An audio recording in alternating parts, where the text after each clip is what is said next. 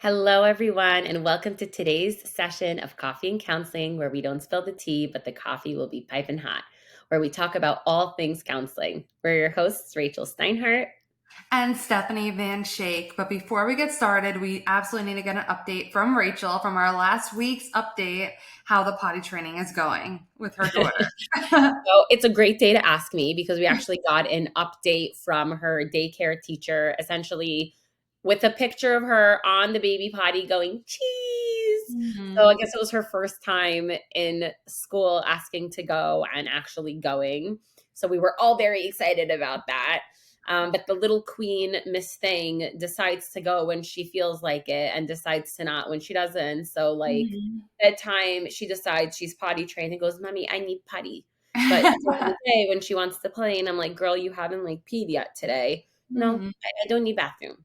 She So keeps you on your toes. keeps me on my toes, little Miss Independent. And we're Mhm. just gonna take it day by day, a lot like recovery. It's not linear, it's messy.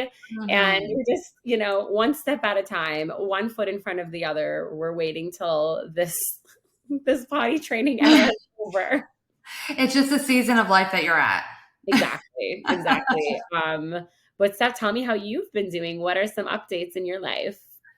So really the thing that's been occupying a little bit more of my time this week was preparing for a project. I have mulch all around my house, and I've heard many reasons that you should be swapping it out for rocks. And the main one being is that last year, keeping up with the weeds was not a fun thing at all, especially in Mm. the hot Florida sun. And also, I had a couple incidences with fire ants, and they were quite horrible. I was in the middle of weeding and doing my thing, and then all of a sudden I'm like, "Why is my wrist burning?" Oh my And gosh. yeah, it was on my Oh, Apple Watch, so I started freaking out. I quarantined my watch for a while just in case it was hiding somewhere. They were hiding somewhere in there. So yeah, I want to do everything in my power to avoid having to weed as much as I can when it oh starts my to get goodness. warm. Yeah, Have so you bought the weed spray that's supposed to kill them all? well, for the weeds, I do. However, and this is something that I need to get better at because I was confused because there's some that you could get that you can kill basically anything and everything. And then there's some that's specifically weed. But I'm like, but how does it know, what's a weed or what's not? And I'm like, some of it, and the most annoying part is in the plant beds with plants. So I'm like, I don't want to kill that because I don't know if it'll end up killing the plant. So I played around and tried to figure it out.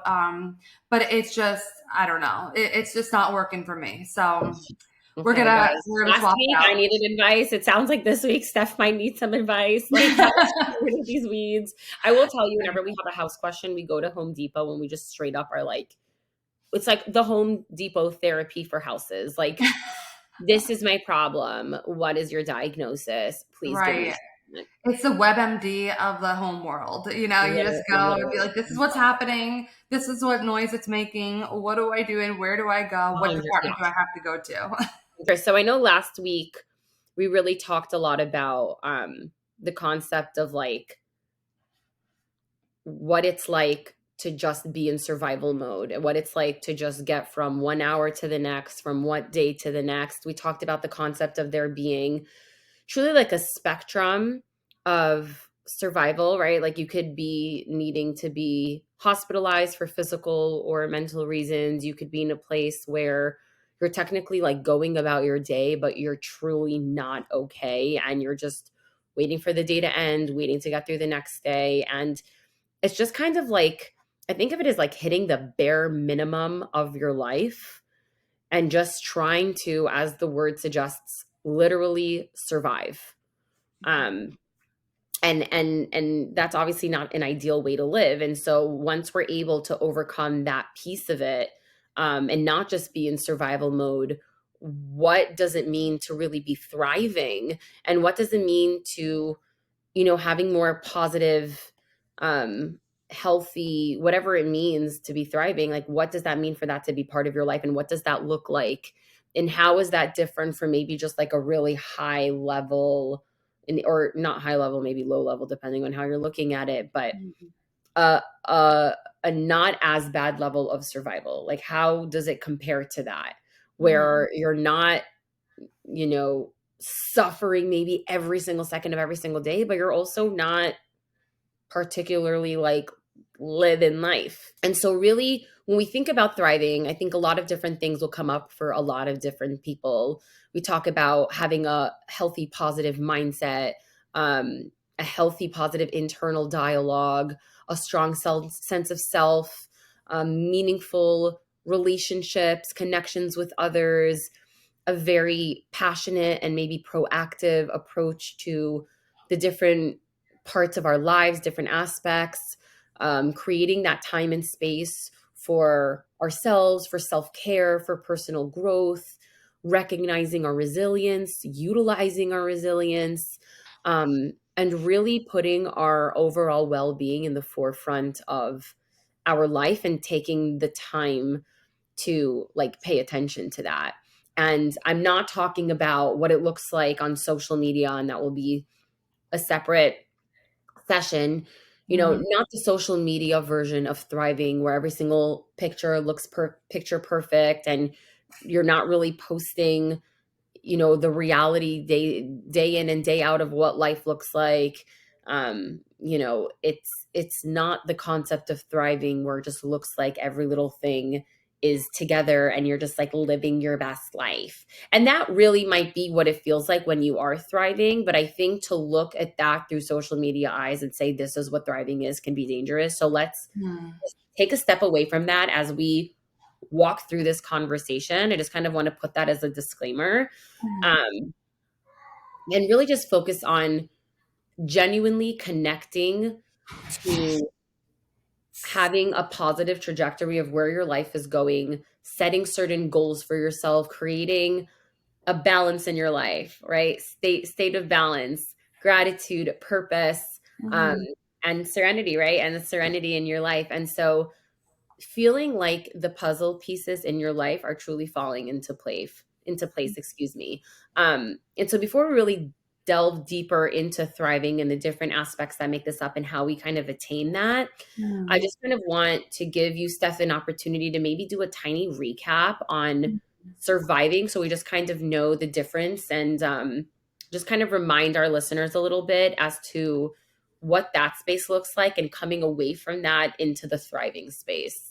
Yeah, totally. And I would encourage anyone who hasn't already listened to that surviving session to absolutely go and check it out. Either perhaps you want to do beforehand, but I do believe you're going to have just as much of a nice comparison and comparing and contrasting listening to it after this session as well. And one of the things that we talked about in there is a matter of just getting through the day to day, as Rachel had mentioned. And I want to also reiterate or normalize rather that it's going to be a part of our lives. Every single person is going to have moments in their lives that surviving is going to be only what you can do.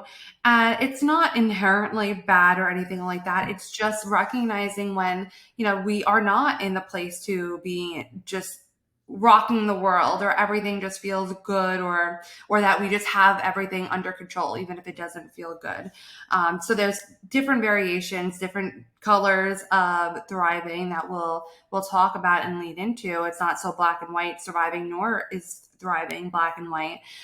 So it's okay no matter where you are, that if you're in the survival mode. We're going to talk a little bit later on about when survival mode might actually be more so a facade or somewhere that you're getting stuck in as opposed to it being a necessary part.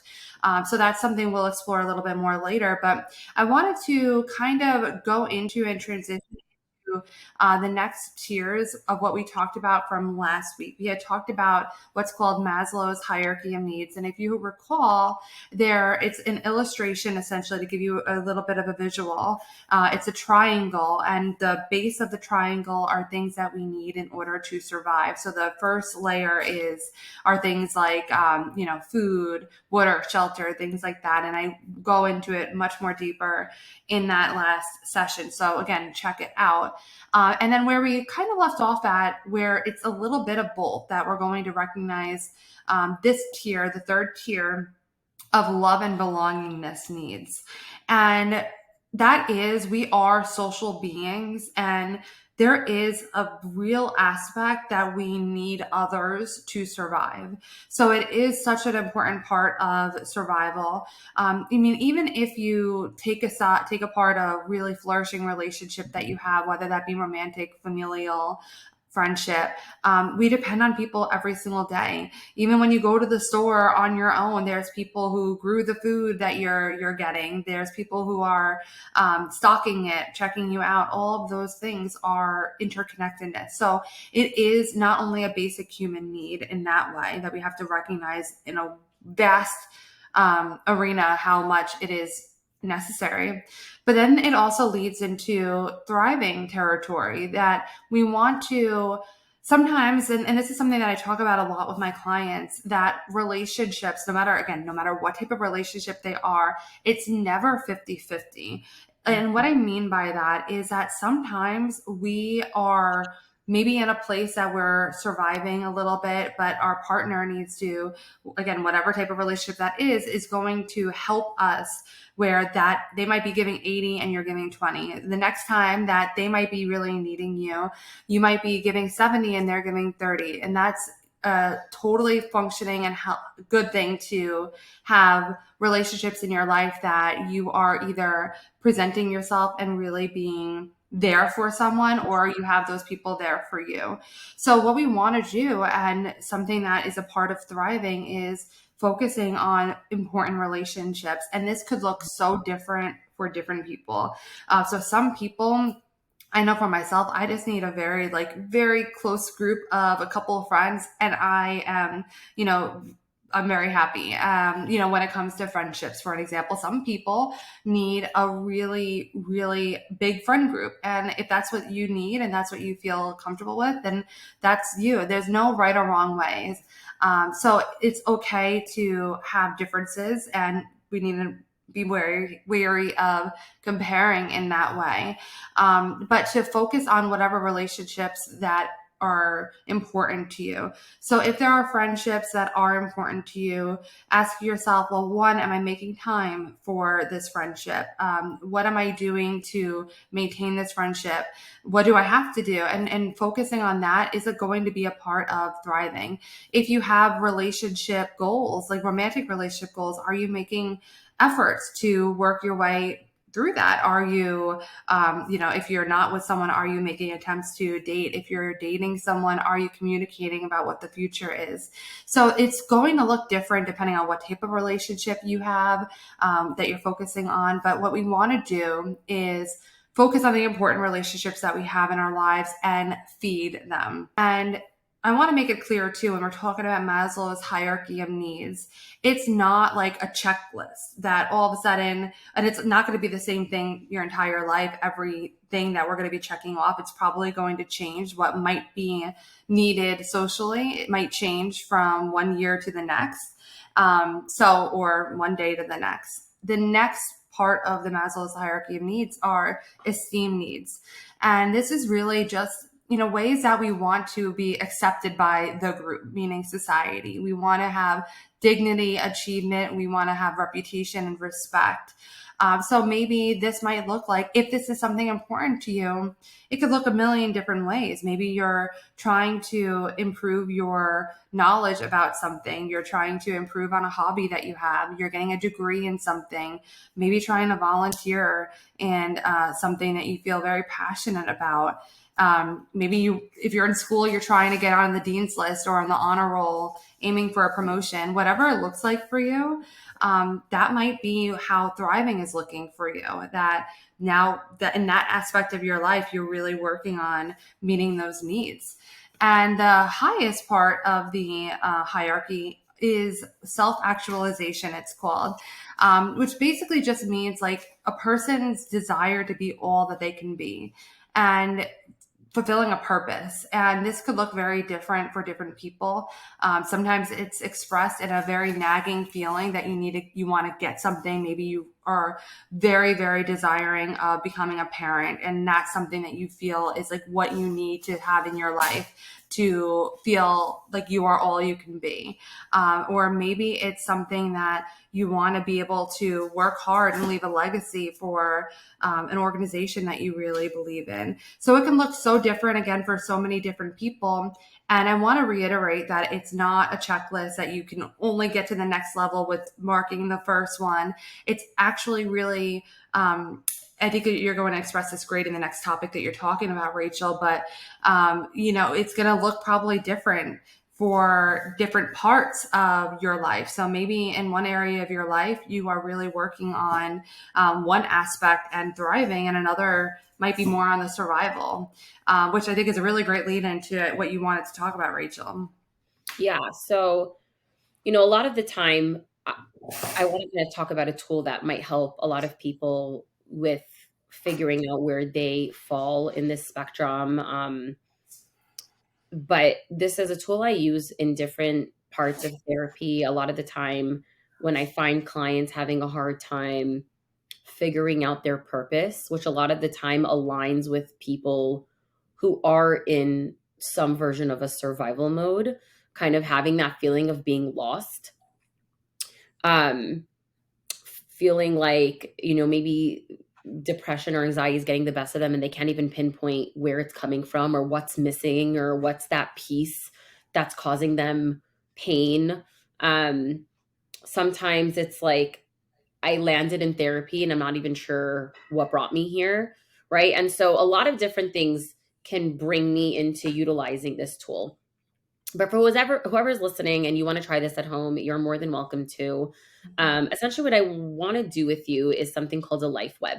And any of my clients who are listening, you've probably done this with me. So just do it again, guys. It's fine. But we take out a piece of paper and I essentially tell them, I want you to create different spaces on the paper for a bunch of different bubbles, maybe like 10 bubbles. I'm making up a number, but a bunch of different bubbles. Each bubble is going to represent a different aspect of your life.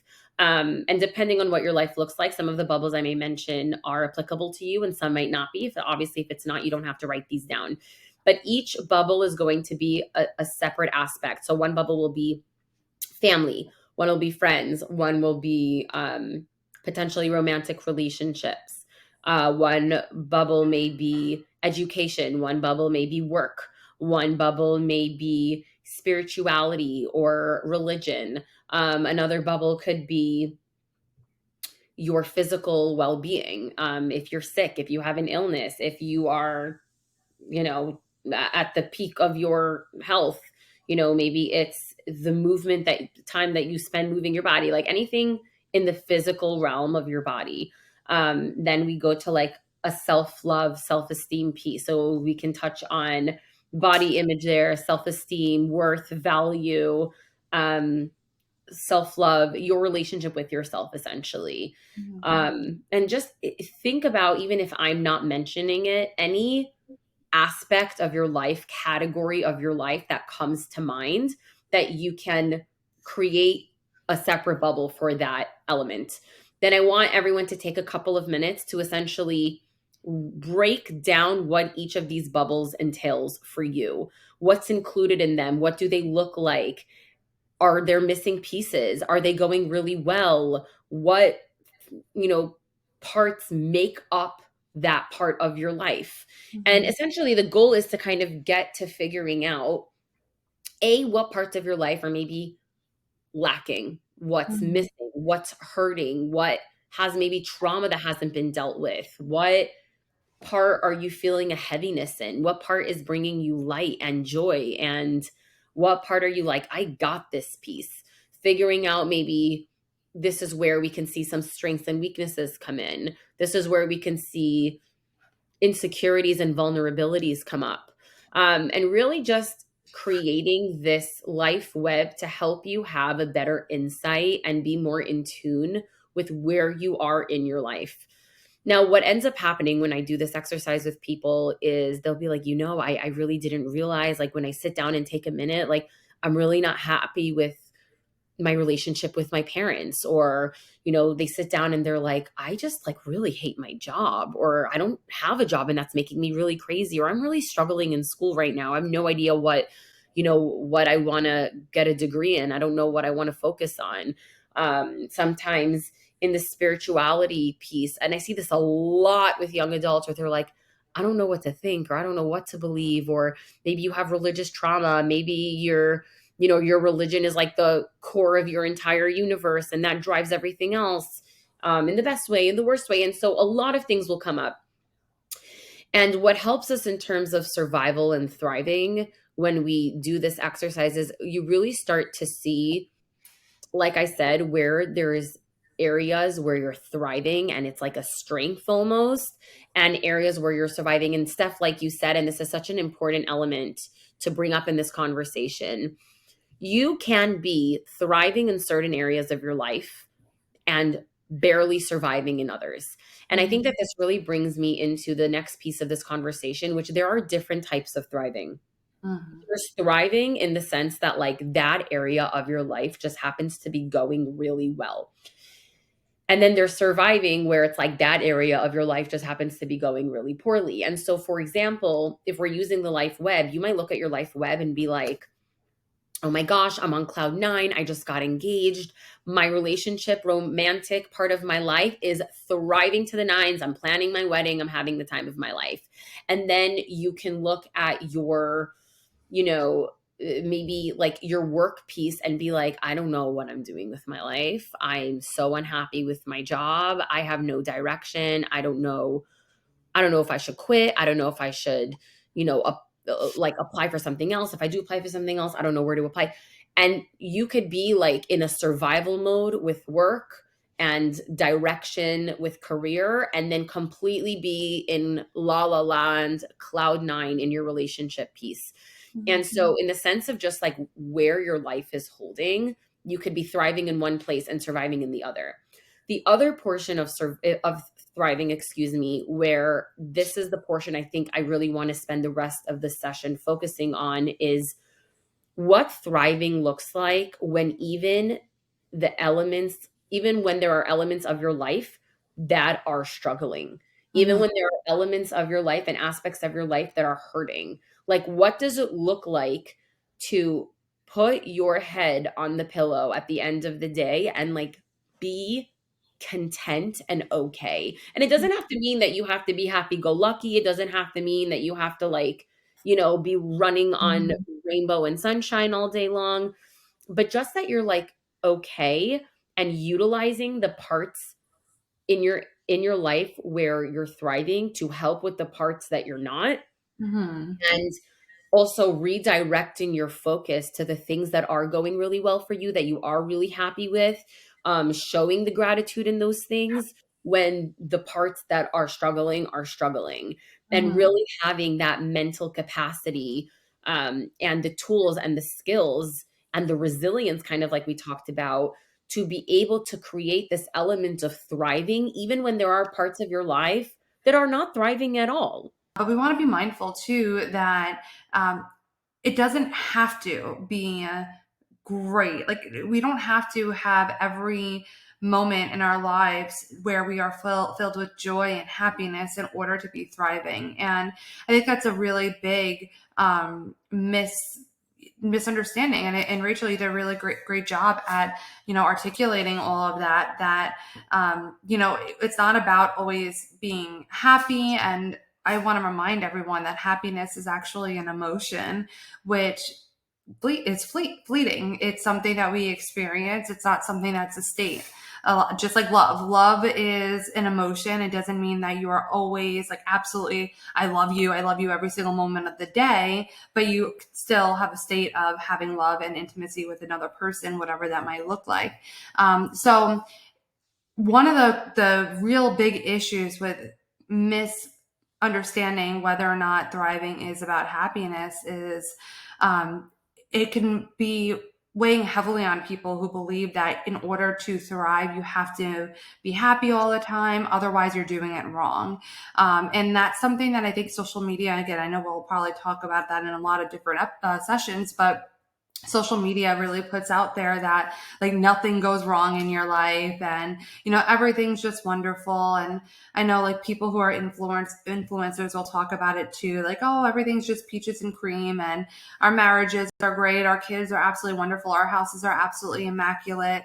And then us normal people are looking at that and be like, oh, what the heck, that I have I have to do my laundry, or my kids pooping on the floor, or whatever that might be. But we have to recognize that it's not going to look perfect, and thriving isn't about perfection. And it's also really important that it's not black and white. We have to recognize that it's not black and white, that there are areas that we might be surviving in some things, thriving in others, and there's probably a lot of gray areas between both of those. Mhm. So it's just really important to be mindful and reasonable with expectations as to what thriving is and what it looks like. This is actually something I was just talking to Stephanie about before we did this session, is you can actually be in that space and be in the survival area Mm-hmm. Yeah. depending on your mindset. So you can actually potentially have everything going perfectly for you and really not be okay. And that's where it really comes back down to mindset and perception and resilience and like your relationship with the world around you and how you interact with the world around you. You Yeah. can be in a situation where there are a lot of areas of your life that are kind of in survival mode, but in your mind, and whoever's not watching the video, I'm like pointing to my head, like up in here, you can be a rock. Mm-hmm. Like I really love that there's like a saying that's essentially like no one can steal the light that shines from within. And it Mm-hmm. sounds so cheesy, but the reality of it is there's a lot of things that people can take from you. There's a lot of things that the world can give and take away, just as the motions of life go and the waves are up and down. But the only real being that can change your internal state is yourself. Yeah. Like Yeah. at the end of the day, obviously we're human and we're going to have reactions to the world around us. I'm not saying to be a robot, but what I'm saying is that you have the power to kind of like protect your own mind and protect your own heart and lead with essentially a mentally healthy space to help you navigate these waves of life. And that Mhm. in itself is what makes you thrive. That in itself is like, I'm going to own this X, Y, and Z moment because of the mental resilience that I have in it. And just like cultivating insight and tools and skills within yourself that helps you navigate these circumstances. Hmm. Yeah, and it's hard work for sure, because especially if you have found yourself where you are in a position in life where it's hard for you to regulate your emotions, or it's hard for you to be able to take anything that's perceived as just like really like something else had to happen. It's really easy to get trapped in a negative spiral, whether that's your life circumstances or your mental health or just the way that you've trained yourself to think about things. It is hard, but it is absolutely possible to get out of that and shift your. I hate to like it is shifting your mindset, but I know that that's such a term that the self-help community uses so much, and it's almost as though choose your mindset, and then make it kind of makes it a little bit more whimsical than it really. It's not really giving enough credit to what I think we're talking. Well, I know what we're talking about here, but shifting and choosing to maybe think about things differently, a lot easier said than done. Of course, that's what therapy can help you Absolutely. with. Yeah. Absolutely. It's not to invalidate pain and hardship Mhm. and loss and, all the difficult things that come in life. Mm-hmm. We're not saying, okay, in order to thrive, pretend these things aren't happening, throw a smile on and move forward. Mm-hmm. Absolutely not. Like, Mm-hmm. you can also be in an area of your life where you're thriving and like you cried today. Like, Mm-hmm. that's not what we're saying. It's more about, with survival, we talked about having a low level essentially of functionality. Like, I'm just able to get X, Y, and Z done. And like, that is the maximum, right? We're Yeah. talking about living life in a space of like bare minimum. So with thriving, we're talking about within the means and reality of that situation that you're living in, whether it's wonderful or whether it's really, really hard. Mm-hmm. What are you able to do with that? What goals are you able to set? How are you able to take care of yourself within that space? How are you able to create pockets of joy and moments of peace and, functionality with, the hierarchy of needs, and above and beyond within that space. And so I don't want this to be, misconstrued for us saying, if Choose things are happy. hard, just, yeah, just like, Yeah. don't feel your feelings. It's not it at all. Mm-hmm. We're saying within feeling your feelings, there's ways of thriving and there's ways of like living life to the fullest. So really, let's talk about when things are, let's pretend things are seemingly okay, like they're really not that hard. And then and I mentioned this before, you find people still kind of struggling and being in survival mode. Um, Mm-hmm. a lot of the time I see this for people who are victims of abuse. I see this for people who are, in recovery, but at the tail end of recovery, in a lot of different spaces, sometimes someone being lost, but in that space of like, you're really not living, you're not thriving, you're just surviving, you're doing like that bare minimum. What causes these people in these situations to settle for less? Really, that's what it is. Like, you could be living better than this. Why are we settling for less? Yeah. What Yeah. can cause somebody to, live life through the motions of, I'm really just surviving day to day? And Mm-hmm. we talked about this to a certain degree. But just to kind of bring up a different thought, a lot of the time this can feel really daunting or overwhelming. First of all, when someone maybe isn't really sure what the concept of thriving might look like. Again, if we're bringing it back to social media, and Steph, you said this beautifully, like, you're looking at these people's lives that are seemingly completely perfectly put together. You're like, where am I and where is that? Like, that, and you kind of just stay in the comfort of your survival mode. Um, it could feel really out of touch and out of reach to be in a space where you're quote unquote like doing so well. Um, so that's that. A lot of the time we find the self-esteem and self-worth piece coming up here where it's like, I don't deserve to create that time and space for myself. I'm not worthy of thriving. I don't have enough value to where I can create a life for myself where I am in that content space and thriving in different areas of my life and setting goals. Um, they could feel overwhelmed by, well, how do I do that? And like, what do I have to focus on to put myself in a state of thriving? And Mm-hmm. I'm wondering, by the way, for our listeners, if you've ever found yourself in this space or if you're currently in this space, what's making it hard for you to reach this point of thriving if you're kind of just going from day to day? Like, what are you struggling with or what have you struggled with that's making this piece difficult? Um, Mm-hmm. shoot us an email. I would really love to hear. Something that I wonder too is that um, maybe we need to make this distinction that some people maybe that is what they want out of life, and what I mean by that is I think that we have this perception that thriving is like I'm going to keep hitting the next goal, and I'm just never going to stop. You can't take me down. I want to make more money. I want to do all the things. I want to travel. And I think that really is obviously a very extreme version of thriving. But some people, it's important to distinguish that if this is something that you're happy in your job and you're really not looking to advance in that, or you're happy in your relationships. You're just overall pretty content with life, and it looks like, oh, I'm just going through the day to day, doesn't mean that you are, just in survival mode. It just is that maybe your thriving mode looks a little different, because it's just going to be different depending on what a person's thriving is and what their goals are. So some people just have different goals where more content and not really looking to go crazy or anything like that, which is Well, totally. yeah, and sorry to jump in, but this really just makes you think of like I think that's just comes down to people's different definition of Mhm. like what is thriving to you. That goes back to Yeah. goals, right? So it's like someone might have the intention of like settling down with 7 kids and being like, I mean, and then and not to say this is good or bad or anything, completely neutrally.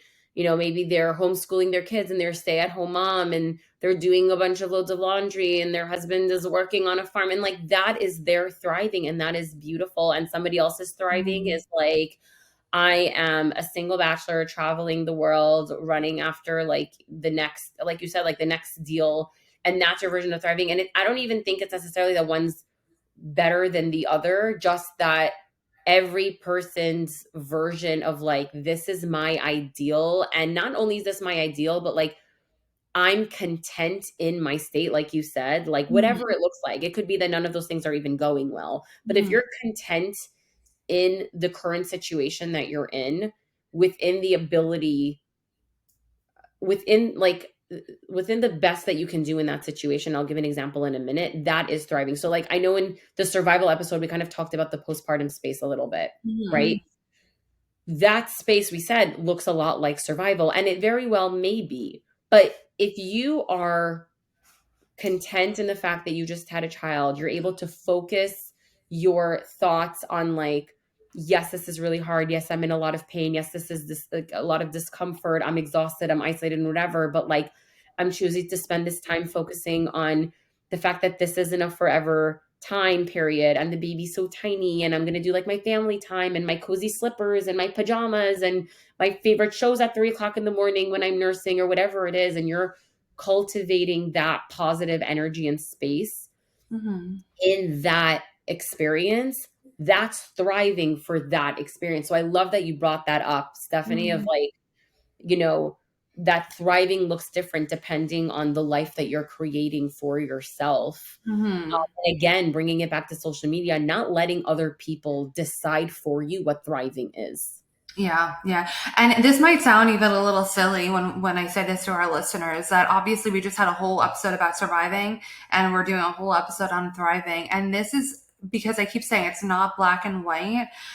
We don't even have to get obsessed with identifying, oh, I'm surviving in this area, I'm thriving in that area, or overall, I am thriving in life or I'm surviving. It's more so to give you an idea as to how nuanced it might look in your life, and giving yourself permission to be in different modes at different places in your life and in different aspects of your life. Mhm. So I hope that lands well. But also I do want to go back and list a few things that might be a reason that if a person is kind of stuck in a survival mode when they can work on moving forward, but there's something that's limiting them and holding them back. And what I mean moving forward in whatever version of thriving it is for them.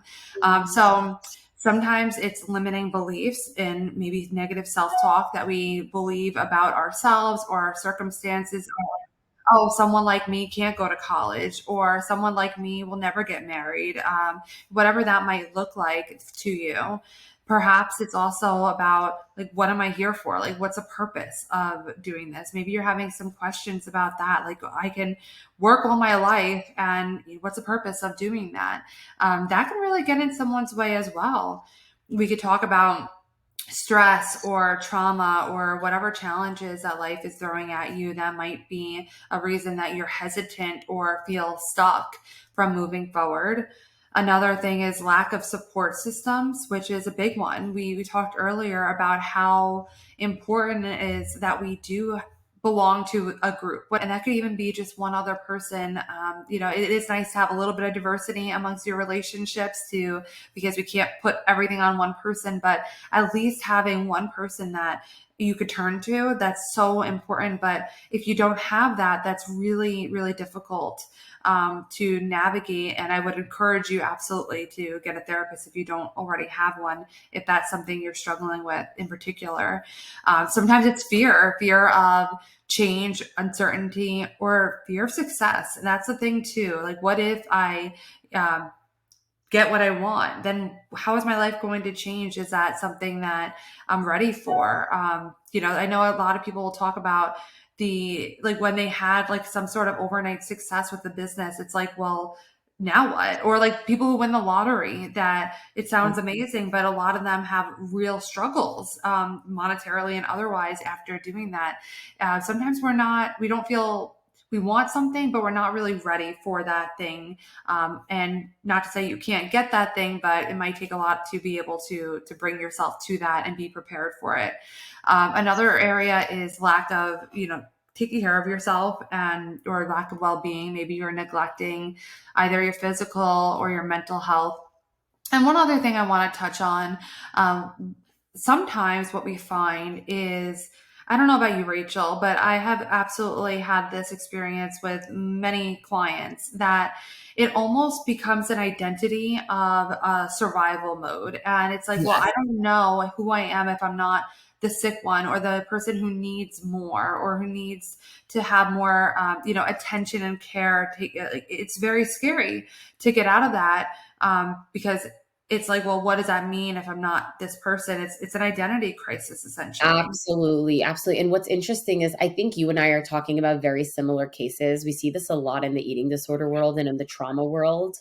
But what I've actually found, which is interesting, and I don't know if you've ever experienced this, is I've actually seen this with the older generation, like the generation before us, where it's almost like they Mm, survived so much and lived under such difficult circumstances where life really was like getting from today till tomorrow.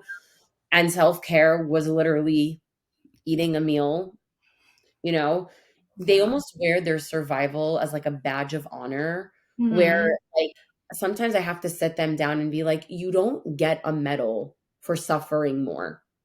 Yeah, Like it, I'm thinking of like the old ladies and like the yeah, grandmas where they're like, do you know what I went through when I was your age? Or like, oh, when I was your age, we didn't have this. And it's like, okay, like I'm so sorry that that was your experience, but we don't have to keep suffering that way. yeah. And I think they kind of, like you said, they find an identity in that. And it's almost like, I think it's almost a very toxic way of thinking where it's like they believe that they create a stronger resilience as a human by Mhm, putting themselves in survival mode and being able to say I'm surviving. And mhm, it's like, and you know what? If you were enjoying your life, you wouldn't be any like less resilient just because like you're not going through hell right now. Where it's like they almost feel uncomfortable with the concept of, and maybe this is a different conversation of like enjoying themselves even, or mhm, like finding peace or finding happiness or finding content, like just a content space. mhm. Um, so yeah, it's really interesting. I've seen that a lot as well, but Yeah. definitely I know in the space that we've worked in, when we've worked together running groups, we've seen that a lot. Uh, Mhm. People being scared to exit that mindset. Yeah, it could be really scary and unsettling, and I can absolutely see what you're saying when it comes to the older generation. And So just to talk a little bit about a couple of ways that we can practice getting to a place of thriving or what thriving might look like, and we'll wrap it up with that. So really prioritizing self-care. Now, as we've said, in both survival and thriving, everything is a spectrum. So for one person, self-care could look like I'm going to take 3 weeks off and go to Hawaii. Okay. For oh, another person, self care could be like, I'm going to take 5 minutes, mm-hmm, listen to a song, light a candle, and drink a hot cup of tea. mm-hmm, And that could be like the ultimate act of self care. There's just really creating what I like to call pockets of self care throughout the day. mm-hmm, So I'm going to take 5 minutes in the morning to do my journaling and drink my hot coffee. For me, it might be, even though like I have a million other things to do right now, I'm going to prioritize my prayer, or for someone else, maybe it's meditation. Mhm. I'm going to move my body today. I'm going to go for a walk outside, and self-care doesn't always have to be this like fancy luxurious thing. It can be things that are just part of every day, that you are also setting the intention that you're doing this to care for yourself. It's part of that mindset of, I'm doing this to practice the act of self-care. And I think the intention behind it is also a really big piece. So definitely something that we want to see, that's not just like the survival of I ate, I slept, I breathed. Um, Working on cultivating healthy relationships. And we've talked about this a lot in this session, of the importance of the humans in your life, how they can add to your life and take away from your life. And I think just in general, relationships is going to be an entire separate episode. But, working on boundaries, like being able to say no, people pleasers, say no when something isn't going to make you happy, when something is not going to service you, when something, when saying yes is going to make you exhausted or make you angry, like learning to say no, learning to distance yourself from people who are hurting you or harming you. And we will have a separate episode as specifically on boundaries, but Mhm. just for the point of this session, really to focus on the fact that like having healthy boundaries is a really big piece of being even able to create a thriving type of mindset. And not just with people, but with things in life that don't service you. Creating boundaries with any type of situation or activity or event that's just going to take away from your mental well-being and sanity, and physical well-being and Mhm. sanity. Um, and that could be something like, if we want to talk about social media, like unfollowing something that's not putting you in a good headspace. It could be as simple as that. Again, kind of, for the opposite thought, investing time and spending time and energy on the relationships that, bring the smiles out of you, bring the light out of you, make you think, make you laugh, make you, feel supported and feel loved. Being able to turn to the support systems when you need to. So we talked about, in thriving, being able to function even when certain elements of your life are not going as great as they can go. Part of thriving is during those circumstances being able to say, hey guys, I need some help right now. Like Mhm. that is a skill that you need to have when there is a piece of your life that's not going as well as you need, and you're in the thriving mindset, being able to reach out for that helping hand, being able to sign yourself up for therapy, to make the doctor's appointment. That's part of cultivating that healthy, balanced lifestyle for yourself, what thriving might look like. And like Steph said, that is thriving. That doesn't necessarily mean you're traveling the world and, joining the Olympics. Like it's just the day to day what thriving looks like. Practicing healthy habits, guys. So going back to the basics, the ABCs, the one, two, threes of sleep patterns, sleep routines, making sure that we're including food groups, practicing, intuitive eating, movement, journaling, creating that time to kind of be insightful within ourselves, recognizing resilience, um, just creating those healthy habits, those little things in life that are helping us physically and mentally do well. For one Mhm. person, that might be painting. For another person, that might be running. Figuring out what those healthy habits are for you, but also the healthy habits that are just going to be healthy for everyone, like the Mhm. way that we sleep, the way that we eat, the way that we move. I would really like to tie it with we talked a lot about purpose today. I think we talked a lot about direction in life.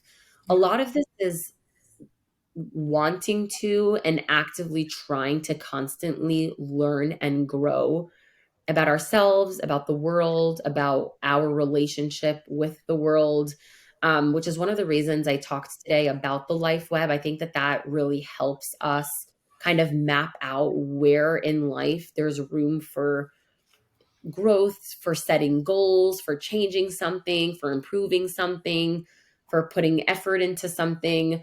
Like we said, with life, with recovery, with a lot of things within mental and physical health, life is not linear. We're not linear beings. And, this is something that it's funny, we say this a lot in religion, in the Torah and Judaism. And I really believe this in mental health as well. A lot of the time, it's not steady, but if we're not overall moving upward, a lot of the time we're moving downward. Uh, Mhm.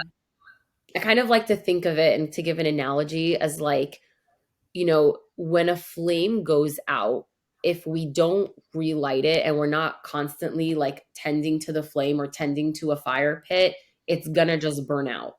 Mhm. So you're kind of almost growing the fire a little bit and attending to the fire, or it just burns out eventually. And so if we as beings are like a fire, we need to constantly tend to our flame and tend to that light, or else the light tends to burn out a little bit. Mhm. And thinking of it that way. And so I hope utilizing all of these different thoughts, recognizing how much of this is your mental power, your ability to utilize perception, to think about, you know, welcoming abundance into your life, welcoming manifestation into your life, really being able to set those goals for yourself, create the time for self care, and having healthy ways of coping with the difficulties that life brings. It's gonna bring you into that thriving space, whether or not those pieces of your life web are going the way you want them to go. Uh, Mhm. but I just wonder, before we close this session up, Steph, if you have anything to add to that. I think you did a really great job at putting all of that out there. And, I think that what we have to do is just be honest with ourselves. And like the life web that you talk about, I like to call it like a life inventory, trying to ask yourself and be honest with yourself about your values as well. If you really value friendships, but then you realize if you're doing the life web or the life inventory, that you are never seeing anyone or never taking care of those relationships, then that's something that is sets us up for not thriving when we have a value that we're not actually acting on. If you value a relationship with God, but you never are doing anything that you believe you need to do, whether that be prayer or worship or going to a service, then you're at a mismatch and you need to figure and align that a little bit better. So I would encourage everyone to take a look and an honest assessment as to what their values are and not judge it. Because let's say school, you are going to college or whatnot, but it's not really a value to you. Okay, we recognize that you have to kind of balance it out a little bit, especially if you're paying or someone's paying for you to be there. You need to have some effort into it. But maybe it's something that you could be honest with yourself. It's not something that is really for you. Talking that through with whoever it is that you need to talk that through. It's important to uh, be honest. So also, like, if you need that in order to get to the career that you want to get to, that then it's a value to you.